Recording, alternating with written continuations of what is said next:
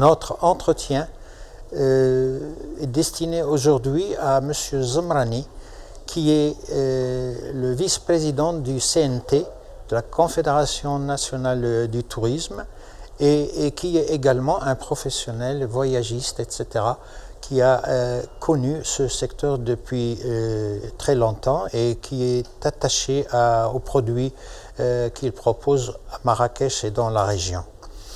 Monsieur Zomrani est un professionnel qui a une vision très précise de ce qui se passe au niveau du marché aujourd'hui, des évolutions qu'il connaît, des mutations nécessaires à faire et également par rapport aux questions de l'offre et de la demande en termes de marché international et du produit Maroc. Donc c'est avec beaucoup de plaisir que nous avons l'occasion de l'entendre s'exprimer sur atlastv.ma. Vous êtes le vice-président de la CNT. Cette structure est une structure qui organise le secteur des professionnels du tourisme. On voudrait savoir ce que représente cette structure, comment elle est organisée et comment elle entend défendre les intérêts de ce secteur. Merci beaucoup. À mon tour de saluer l'initiative de atlastv.ma. Je pense que le secteur du tourisme a besoin d'une telle structure aujourd'hui pour être un peu plus audible et pour pouvoir partager entre les différents professionnels, et je vous souhaite donc bon vent. Concernant la Confédération nationale du tourisme, que j'ai l'honneur de vice-présider, si on peut parler de vice-présidence, avec M. Abdelatif Qabbaj qui en est le président, nous avons l'ambition de fédérer autour de nous l'ensemble des acteurs du tourisme, que ce soit au niveau des métiers, l'ensemble des fédérations nationales du tourisme, que ce soit les agences de voyage, les hôteliers, les guides, les restaurateurs, les transporteurs. Mais nous avons également l'ambition de fédérer autour de nous les régions du Maroc, puisque le Maroc a été décrété en 8 territoires touristiques. Ces 8 territoires touristiques aujourd'hui ne sont pas encore mis en place, et donc notre travail au sein de la Confédération, c'est justement de faire la mise en œuvre de la Vision 2020 qui, comme vous le savez, a été lancée en 2010 devant Sa Majesté le Roi, et qui peine aujourd'hui à donner des résultats.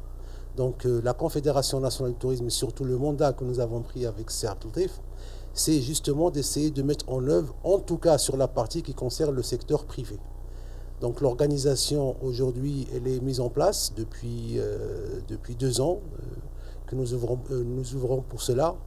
Et malheureusement, durant ces 2 années, on n'a pas pu, valeur aujourd'hui, avoir les résultats escomptés par rapport à une conjoncture qui n'a pas été bonne, et les astres n'étaient pas bien alignés pour qu'il y ait justement un rendement à notre niveau, puis au niveau du tourisme en général. Oui, alors justement, quel est l'état de ce secteur au niveau national pour les dernières années?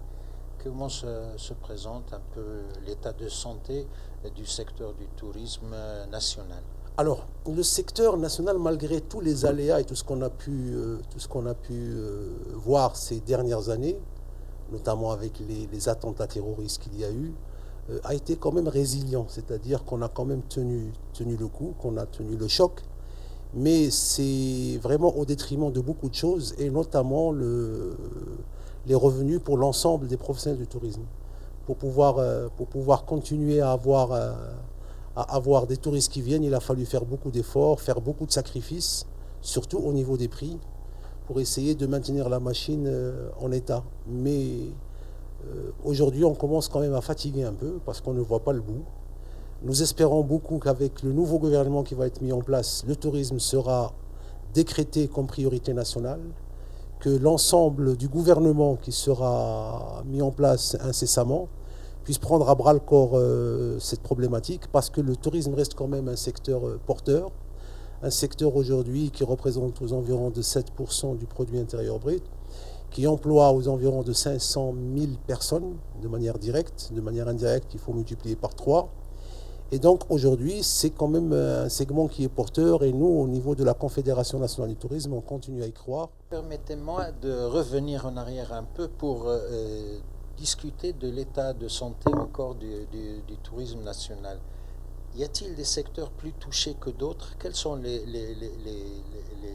niches les plus affectées par l'état des lieux actuellement?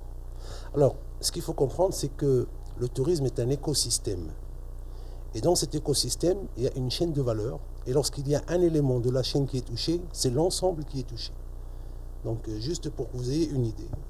Donc, aujourd'hui, l'ensemble du secteur souffre pour une question d'image. L'image du Maroc aujourd'hui est floutée. Nous sommes perçus par les segments porteurs, c'est-à-dire les bassins émetteurs, comme une destination à risque, alors qu'en fait, il n'y a aucun risque aujourd'hui à venir au Maroc. Nous avons une sécurité qui est vraiment en avant-garde. Et malheureusement, cette image, on n'arrive pas encore à l'exporter de la sécurité. Nous avons aujourd'hui une communication qui n'est pas en adéquation avec la qualité de sécurité que nous avons. Donc si on communique mieux sur la destination, on pourrait y arriver. Donc les secteurs qui sont touchés en premier lieu aujourd'hui, c'est le secteur de la distribution, de la distribution du tourisme, de la distribution des voyages, en l'occurrence le secteur des agences de voyage. Le secteur des agences de voyage ne souffre pas uniquement de l'image, le secteur des agences de voyage souffre également d'un changement de modèle économique qui a eu lieu depuis quelques années maintenant et sur lequel il n'a pas été préparé. Aujourd'hui, comme vous le savez, l'heure est à la désintermédiation, c'est-à-dire qu'aujourd'hui, plus on va éliminer d'intermédiaires, plus le client va être satisfait. Et à l'ère de la digitalisation, les agences de voyage en général n'ont pas pu prendre le bon virage pour être à l'heure. Donc ils ont pris énormément de retard et ce secteur souffre. En souffrant, ce secteur laisse la porte ouverte aux online travelers, les OTA, qui aujourd'hui se sont accaparés le marché. Et en s'accaparant ce marché, ils le font payer très cher aux hôteliers. Aujourd'hui, un hôtelier qui veut être vu sur le net doit payer des commissions exorbitantes et généralement, ce sont des commissions qui sont reversées en devises. Et ça pose un véritable problème puisque le fait de ne pas être au rendez-vous pour la distribution force même le client marocain à passer aujourd'hui par ces agences de voyage étrangères. Et donc, il réserve par rapport à ces OTA. C'est un Marocain vivant au Maroc qui réserve par l'intermédiaire d'un site internet international et la commission est reversée à ce site international en devises. Donc c'est vraiment une véritable problématique. À côté de cela, il y a également l'autre chaîne qui est touchée, c'est la chaîne des guides de tourisme. Les guides de tourisme aujourd'hui qui étaient, de par la loi, affiliés aux agences de voyage, ils travaillent avec l'agence de voyage. Si l'agence de voyage s'arrête, le guide également s'arrête. Vous avez également un ensemble de restaurants qui s'arrêtent aujourd'hui, tous les restaurants de circuit. Vous avez un ensemble d'hôtels qui s'arrêtent également. Tout ce qui était desservi par des circuits, aujourd'hui, ronron ne fonctionne pas. Vous avez des destinations qui sont complètement aujourd'hui ignorées. Je parle des destinations comme le sud marocain, Ouarzazate, Zagora et Rachidia, qui ne reçoivent plus le flux de clients qu'ils recevaient auparavant. Donc aujourd'hui, tout se concentre sur une ou deux destinations marocaines qui sont Marrakech et Agadir. Ce sont des clients qui viennent pour un séjour qui peut varier entre 3 nuits, c'est le cas 3 nuits, 4 nuits, c'est le cas de la région de Marrakech, 7 nuits pour la région d'Agadir, mais pour le reste, on ne voit pas vraiment beaucoup de monde qui vient. Donc il y a une chute drastique du nombre d'arrivées. La qualité du touriste également aujourd'hui a changé. C'est un touriste qui vient, qui reste très peu de temps, qui consomme très peu et qui ne consomme pas énormément. Avant, quand on avait les groupes de touristes qui arrivaient, ils allaient dans les bazars, ils achetaient des tapis, ils achetaient des souvenirs. Aujourd'hui, on a de moins en moins de souvenirs. Et quand ils achètent finalement, aujourd'hui, avec l'ouverture des méga malls et ceci, cela, ce sont des enseignes internationales. Donc finalement, on importe des produits qu'on revend aux touristes de l'autre côté. Donc ça aussi, ça pose un problème sur le plan économique. Donc le secteur du tourisme, lorsqu'il n'y a pas une véritable stratégie, une véritable réflexion de portée, surtout par ces temps-là, on est en pleine mondialisation, risque de subir une grande saignée.